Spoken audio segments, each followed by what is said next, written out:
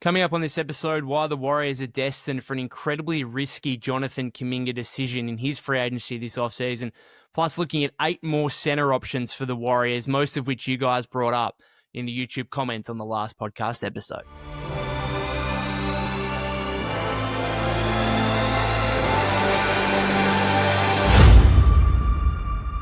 Welcome back to the Golden State with Mates podcast. Hope you're all having a good week. Just coming off here watching Game 5 of the Eastern Conference Finals with the New York Knicks avoiding elimination with a fairly comfortable victory in the end to send the series back to Indiana 3-2. I'm not disappointed with that at all. I do expect the Pacers to win the series, and I suppose I want to be right. But also, just as a neutral fan at this point of the season, I just want to see more basketball, and I want series to go deep and get tight. So hopefully the Knicks can send it to a Game 7 because, again, I think Game 7s are the best thing in sports. So I'd love to see that. And obviously, on the other side, we had the Thunder fairly comfortably beat the Timberwolves in 5 games, and obviously a blowout to finish that one yesterday, which was really, really disappointing. And I think from a Warrior perspective, only makes it look even more frustrating the fact that Steph got injured. The Warriors weren't able to get at least one game with him on the sidelines, and overall, I suppose,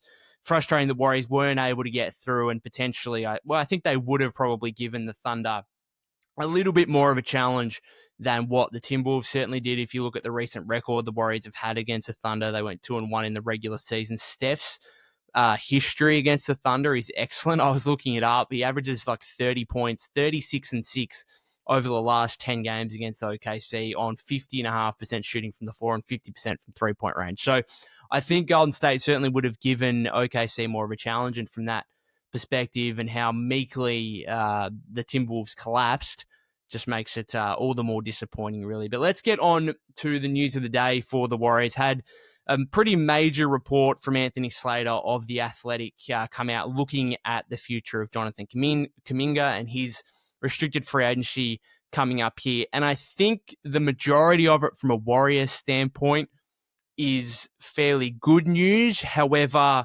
it does look like the franchise could be in for an incredibly risky decision. Now, let me talk through here. So there's a few things to this that I'll get to, a few quotes from this that I want to pull out. So first of all, obviously looking at the 3 different kind of agendas for the Warriors in terms of, or the 3 different viewpoints in terms of, you've got the Warriors, you've got the kind of ownership of Joe Laker, you've obviously got Kuminga's camp and whatnot. So first of all, Slater said, Kuminga, league sources said, still has visions of becoming an all-star, not fitting into an ever-moving mid-tier rotation role.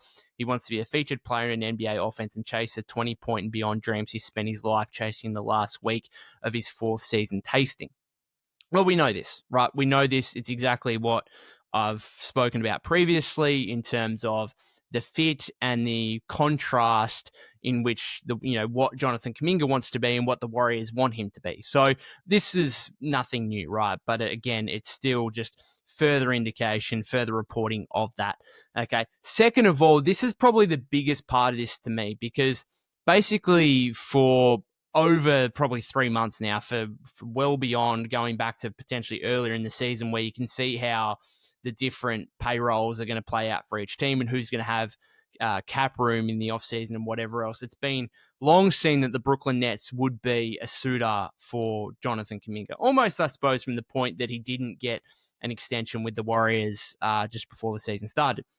The biggest thing here is, from Slater, there is not a current expectation that the Brooklyn Nets are preparing an offer sheet for Kuminga, but there are signs Brooklyn could be willing to use its open cap space as a vehicle to execute multi-team trade scenarios this summer, league sources said. Now, this is great news for Golden State, right?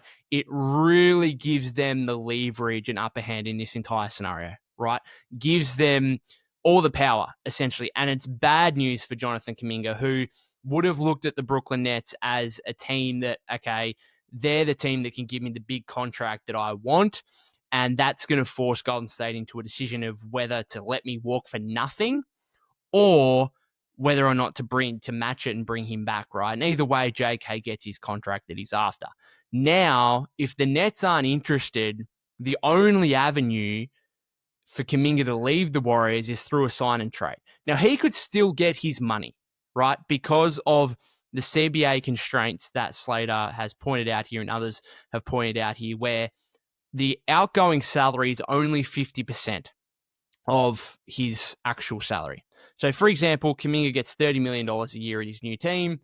In a sign and trade scenario, the Warriors can only take back $15 million. They can take back more, but that leaves them hard capped at the first tax apron, right? And then, the flexibility there becomes a little interesting. So the Warriors have the upper hand. They have the leverage in these negotiations now, right? They have all the power.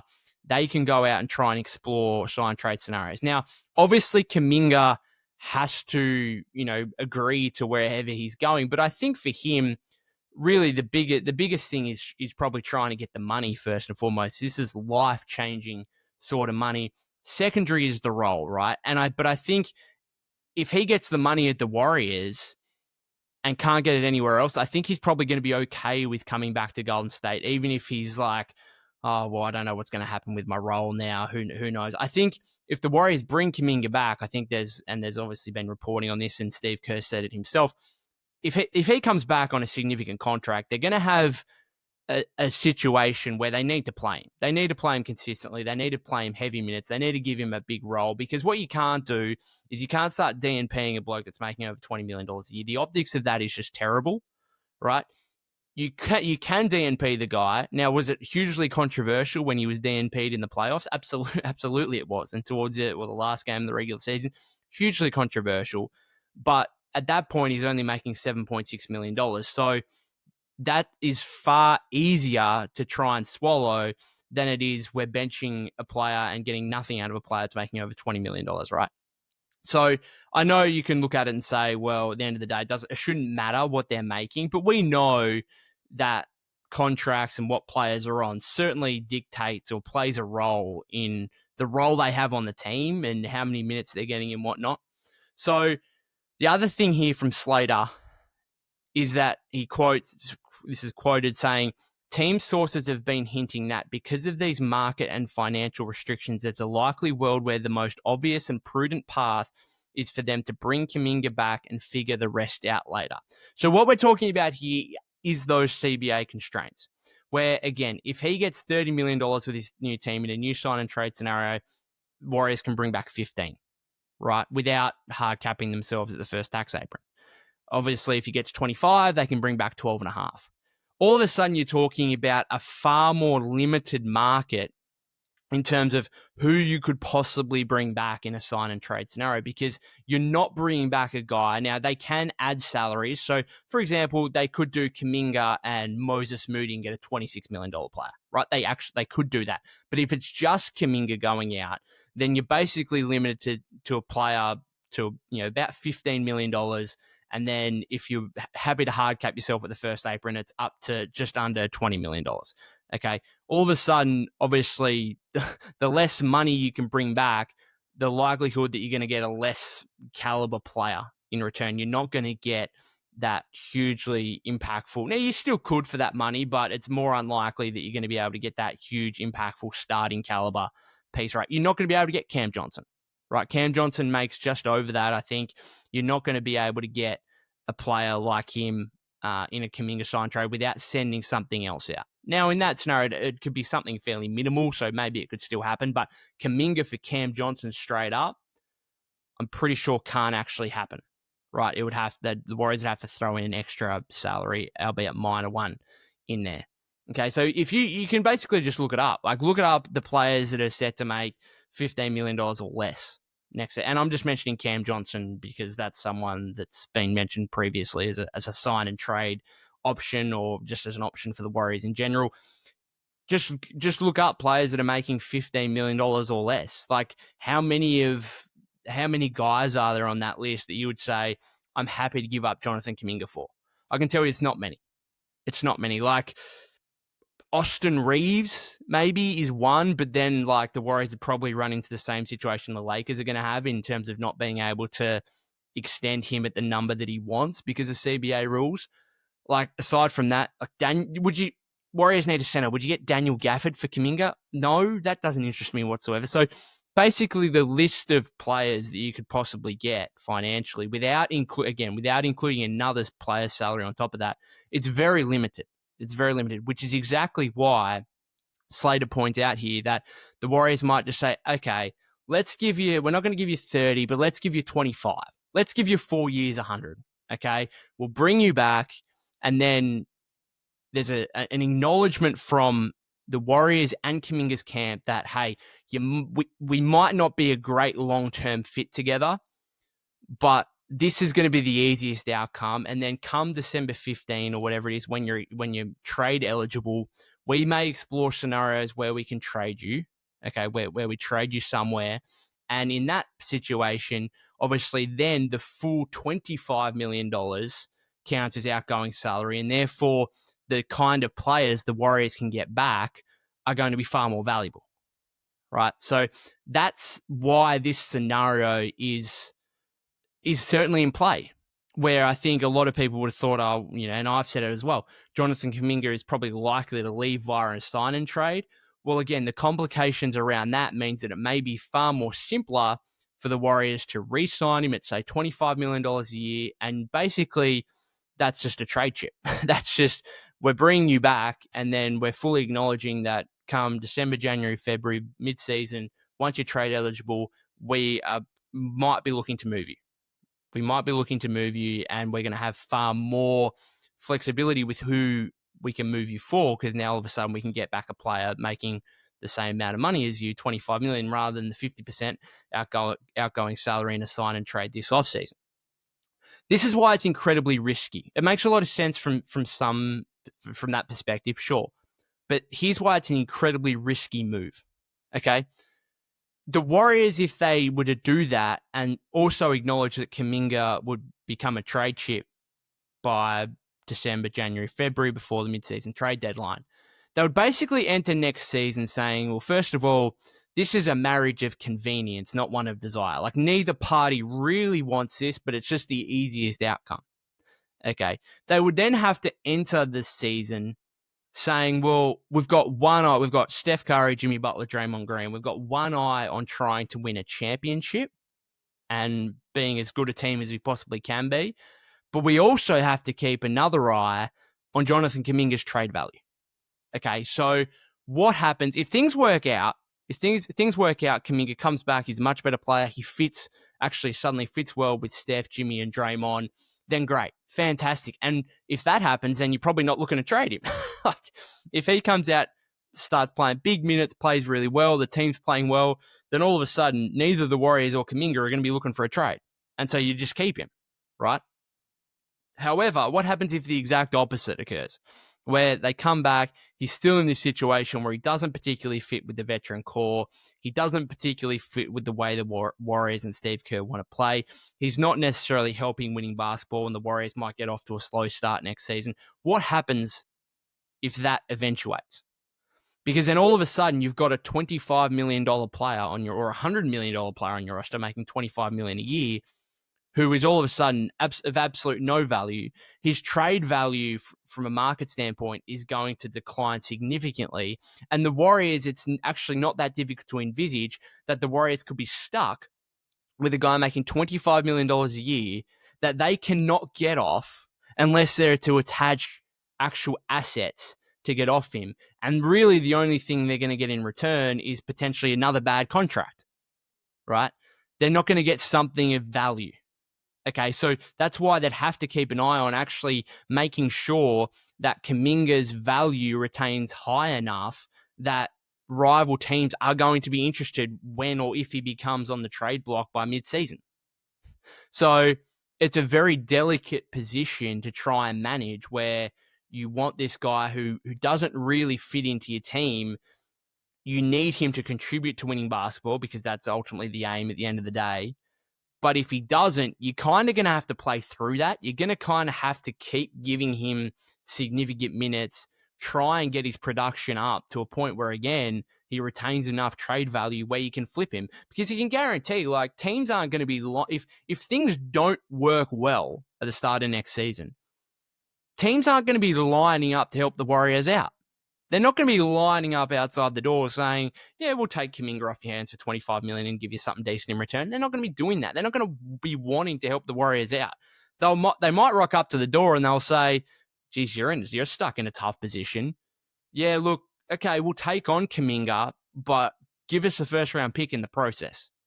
Yeah, and the Warriors could all of a sudden be stuck with a bad contract that they can only move by attaching assets or taking another bad contract back.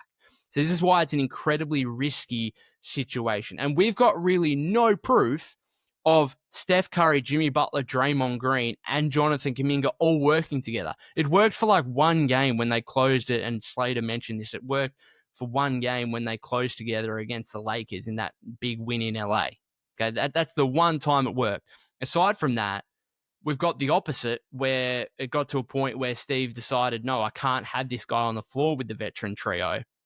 And therefore, he gets the DMPs. And he only comes back once Steph goes down. And once Steve looks and says, well, geez, I need some kind of scoring here. All right, I've got no other option. JK, you're in. You're going to have to play big minutes because we just don't have any other scoring options. And voila, what does he do? He gets the ball in his hands, gets an on-ball roll, which he wants. And all of a sudden, he averages over 24 points a game, nearly 55% shooting from the floor. And he's really, yes, the Warriors lost the last 4 games. And yes, he still made mistakes, but he was really effective. And he was really I think when he gets that on-ball roll, other elements of his game can come along too. Like, he didn't rebound the ball well in that series, but I thought defensively he was the Golden State's best answer for Ant and was getting that role and actually doing a reasonable job. And so this is going to be the tough thing for the Warriors, right? They might just have to re-sign Jonathan Kuminga on a 4-year, $100 million contract under the acknowledgement of, okay, we're going to trade you by January, February, right? However, again, if you start next season really terribly, how do you get out of that? You might not be able to get out of it. And all of a sudden, you might have a pretty bang average team with a guy on a bad contract. And the Warriors, like, if you re-sign him on a 4-year, $100 million deal, $25 million a year, and you don't send out Steph Curry, Jimmy Butler, Draymond Green, you're going to be well over the first tax apron. Or at least around very close to it. Okay, with no other means of really doing anything in terms of, like, if the Warriors re-sign Kuminga on a 4-year, $100 million deal or something around there, then they're not going to have many other avenues to be able to upgrade the roster this offseason. Okay, it's going to be pretty much minimums from that point onwards. So it's certainly really interesting. And I think, like, what Slater says makes a lot of sense in terms of just, it's kicking the can down the road. It's saying we've got an issue here with JK, but we can't quite get what we want back at this point. Therefore, we're going to re-sign him and kick it 6 months down the road when we can trade him when the full outgoing salary is what his actual contract is, not 50% of it. So that might be the actual likely outcome. Well, that's what Slater says, right? There's a likely world where the most obvious and prudent path is for them to bring Kuminga back and figure the rest out later. So that may be the most likely outcome. Even though everything we've heard from the end of the season is that they're going to explore sign and trade scenarios, and the fit between these guys, Steve said it, the fit is tricky, right? Like, you got guys in the organization who aren't saying anything different, right? This is just what it is. Everyone can see it. So it's super fascinating. Before I head off here, I just wanted to mention some more, big name, well, not big names necessarily, but big guys, centers that could be available for the Warriors this offseason. That you guys, most of which you guys mentioned in the YouTube last podcast episode. Sorry, on in the YouTube comments. Obviously, if you haven't checked that out already, go and do so. I listed 10 different big men that the Warriors could target this offseason, whether via trade or free agency. So a few more guys here that you guys mentioned, I'll give some brief thoughts about, and a couple as well that I wanted to bring up. So Lucky Jelly mentioned Jonas Valanciunas as an option. Just really underwhelming to me because I think that he's just a backup. He's not a starter. He doesn't space the floor enough, I think, to pair him with Draymond in the front court. He's not really a Warrior-style player. Now, maybe you could argue he's an upgrade on Looney kind of thing, but he's a back to the basket, slow-footed center. I'm just not sure that necessarily fits in Steve Kerr's system whatsoever. So would he be okay as a backup? Maybe, but I think the Warriors should be aiming a lot higher than that. Had a couple of people mention Jaren Jackson Jr. as a potential option. Obviously, he is extension eligible in Memphis, and with the Grizzlies' history of not necessarily wanting to go too deep into the tax or anything like that, perhaps Jaren Jackson Jr. may become available to avoid, the Grizzlies having to go into a deep payroll moving forward. So I don't mind Triple J whatsoever. I like him as a player. Does he have some moments of disappointment? Yes. Obviously, an all-world defender, former depoy, has added to his offensive game. Obviously, a good three-point shooter, has also, added the ability to be able to put the ball on the floor and make plays a little bit. Not necessarily a great passer, which might hurt in the Warriors system a little bit. Not necessarily the greatest screen setter in the world, but look, he's a 3-and-D big man, and that's what the Warriors are after, right? The only issue for me is that his rebounding is really problematic, and I think that's prevented the Grizzlies from ever really having him as a full-time starting center. He's tall, like he's 6'10", 6'11", or whatever, but he's very, very rarely played as a center. Like, he's a power forward, and so can the Warriors mold him into a center where he can actually battle against the biggest guys in the league, where he can actually rebound at a higher level? That's what they would do. I'm sure of it. I'm sure they'd pair Draymond and Triple J in the front court together and say, this is what we've got. What you'd have to give up for him. Can the Warriors get there without giving up Draymond? Potentially, who knows? If there's a Kuminga sign and trade and you add other salaries involved, possibly. So I like it. I don't mind it, but it does come with its risk in terms of this guy is not necessarily a proven starting center. Like, he's a proven starting power forward who has to have another big guy next to him. Now, can Draymond be enough in that situation? Potentially. So that's one to monitor. Like, I don't hate that. Again, I think it's unrealistic. I think the Grizzlies will bring him back. But if he was to become available in a trade, then yes, certainly he's one the Warriors, I think, should look at. Another name that I just wanted to mention, who is kind of in the Triple J mold, is Naz Reid. Now, I don't think anyone's brought him up in the YouTube comments, but I just wrote about him based on the Timberwolves obviously being eliminated yesterday, and the fact that he said immediately after that he views himself as a starter in this league. So the Warriors are a team who, again, are looking for a new center, who are looking for a guy that can, at the 5 spot, who can score the ball, who can space the floor. And Naz Reid fits the bill when it comes to that. Okay. And so he talked about he views himself as a starting caliber player, but sometimes you got to sacrifice to be in a winning environment. Well, the Warriors could give him the best of both worlds, could give him a winning environment where they're trying to go deep in the playoffs, while also obviously giving him the starting role that he's never had consistently across the course of his career. I looked it up. He started 74 of his 406 regular season games throughout his career. So the Warriors could grant him that wish that Minnesota don't look like they're going to be able to. Obviously, they've got Randall and Gobert. They had Towns and Gobert in the past, and that means that Naz Reid's always been the third big man behind those guys. So he, to me, fits a similar mold to Triple J, where he's a threat, less obviously far inferior defensively to Triple J, like just a worse player as a result of that. But offensively, very, very similar, right? Will space the floor for you. Can actually, like Nas, can put the ball on the floor a little bit and make plays when guys close out and whatever else. So offensively, I think he'd be perfect. Defensively, far more problematic. And again, can Draymond make up for that? Maybe he could. And therefore, it's potentially interesting. But obviously, for a Warrior team that hung their hat on defense in the second half of the season, where they were, the best defense in the league after the Jimmy Butler trade, essentially toward the end of the regular season, does Naz Reid just take away from that? And that causes some concerns potentially. But again, if you could make it happen, and he's in a different position to Triple J, where he can actually become an unrestricted free agent. He's got a $15 million player option, which you'd imagine he will opt out of and look for a more long-term deal on more money, and potentially with a starting role, if that's something that he really envisages, which is something the Warriors could give him. So that's a name I think to monitor. Young Wes, so a few here that I wanted to put in the same kind of scope. Young Wes mentioned Nick Claxton. Will Wu mentioned Mark Williams. I want to throw Jared Allen into that mix as well. So 3 guys who are like lanky, athletic, rim runners, shot blockers, right?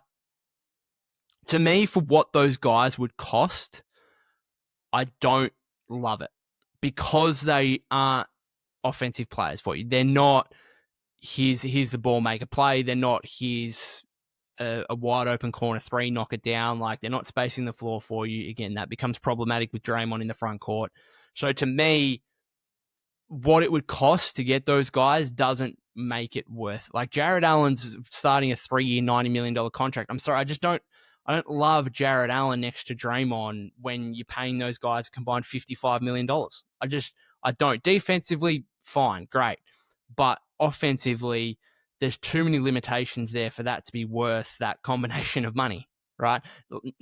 Let alone what you'd have to give Cleveland in a trade, which I'm assuming would have to be something reasonably substantial. And like, how do the Warriors get to that number anyway? Like, I think if you're bringing in any of these guys, it would be probably a case of Draymond going out and trading him away. And therefore, like, are these guys even high enough caliber players for you to be willing to trade Draymond? I'm not sure. Nick Claxton, like, on a pretty decent contract, right? Sorry, a decently big contract, I should say. Again, I'm not sure I want to be paying him and Draymond, 2 guys that aren't going to be respected from beyond the arc, 2 guys that have offensive limitations. I don't want to be doing that. And Mark Williams, obviously, contract-wise, is on much less, but you'd have to give up multiple picks and stuff for him. And again, is that really worth it when he's a guy that's not necessarily stretching the floor at all? So they're kind of all in the same basket to me as guys that would be too expensive either via trade and or with their contracts to make it worth it. Back to a couple of spacing options just to finish off here. Grand Admiral mentioned Santi Aldama. I like Santi Aldama. He's just not a center. Like, he's a forward, and I think you could try and fit Triple J and Naz Reid into playing center next to Draymond. You're not going to fit Santi Aldama into playing center next to Draymond, right? He's definitely not defensively or rebound wise necessarily up to that. So that's a guy that I would have interest in, but you'd have to, like, not as a center, like just as another forward option who can space the floor for you. You could go small at the end of games with like Steph, Jimmy, Santi, Draymond, and someone else like Pods or whatever. Maybe you could do that, but you're not going to start out games with like Draymond and Santi Aldama at the 4-5. Like, you're just not going to do that. So you'd have to look at another, maybe whether it's, trying to get a cheap guy like Lopez in free agency or something like that. Berserk Monk mentioned Miles Turner. Also saw him as an unrealistic option. Obviously, if you could get Miles Turner, now he had a terrible, terrible game 5 today. But obviously, if you could get Miles Turner, then that would probably be the dream, because he, I think, is that ideal combination of 3 and D and a certified center who's been that his entire career. So I think he would be a great option. It's just the most unrealistic one, because you'd think Indiana, particularly if they get through to the finals here, they're going to bring him back. Now, it might take a significant contract to do so. In terms of what I would pay Miles Turner, I think if I was giving him more than $25 million a year, I'd start getting a little bit nervous. So from a Warriors standpoint, again, potential like sign and trade multi-team deals where you send JK out and you send Moses out or something like that, and you get Miles Turner in return. You might have to throw a pick in there or something like that. Look, I don't think it's going to happen. Miles Turner, I think, will remain in Indiana. But I think of all the players we've mentioned, the 10 that I mentioned on the previous episode, now the 8 here, I think Miles Turner would probably be the best one. But again, he's also probably one of the most unrealistic. So we'll wait and see what happens. But of course, Golden State acknowledging the need to kind of return Draymond to his customary power forward role, and therefore needing an upgrade at center, needing someone who can provide a little bit more scoring and particularly space the floor when you're going to have Draymond and Jimmy out there. And even a guy like Pods, who has just had wrist surgery. I should have mentioned that as well earlier. He'll be fine, like Moses, ahead of training camp and whatever else. But even Pods is a guy, Moses is a guy as well, that Numbers wise, shot the ball very well this season, not particularly, not so much in the playoffs, but during the regular season, shot the ball really well. However, teams still aren't, closing out to those guys as if they're elite 3-point shooters by any means. So the Warriors, today's day and age, you just need to get some kind of shooting at that 5 spot if you're going to have Draymond Green at the 4. I'm going to finish it up there, guys. Thank you very much for tuning in. If you're on YouTube, let me know in the comments what you make of the Jonathan Kuminga situation right now, or if you've got any other thoughts, proposals on what the Warriors should do on that, or what the Warriors should do in terms of the center position. If you haven't subscribed to the YouTube channel already, that would be greatly appreciated. And follow me at POC252. That's POK252 on X/Twitter. I appreciate you guys for listening via the podcast feed as well. Hope you all have a great weekend. It's nearly 2 p.m. my time in Australia. My team, Collingwood, we're top of the ladder at the moment in the AFL. We're playing tonight against Hawthorn, who are a really good team. So it's going to be a blockbuster matchup. Looking forward to that one. Hopefully the Pies can get a win and start my weekend off on the right track and keep our spot on top of the ladder halfway through the season. So we're going pretty well. As disappointing as it was for the Warriors to be eliminated, I've got another team close to my heart who are in the mix. In fact, I think we're premiership favourites at the moment. So fingers crossed we can get a win to start the weekend. I'll be back, guys, early next week, most likely for another episode. Thanks again.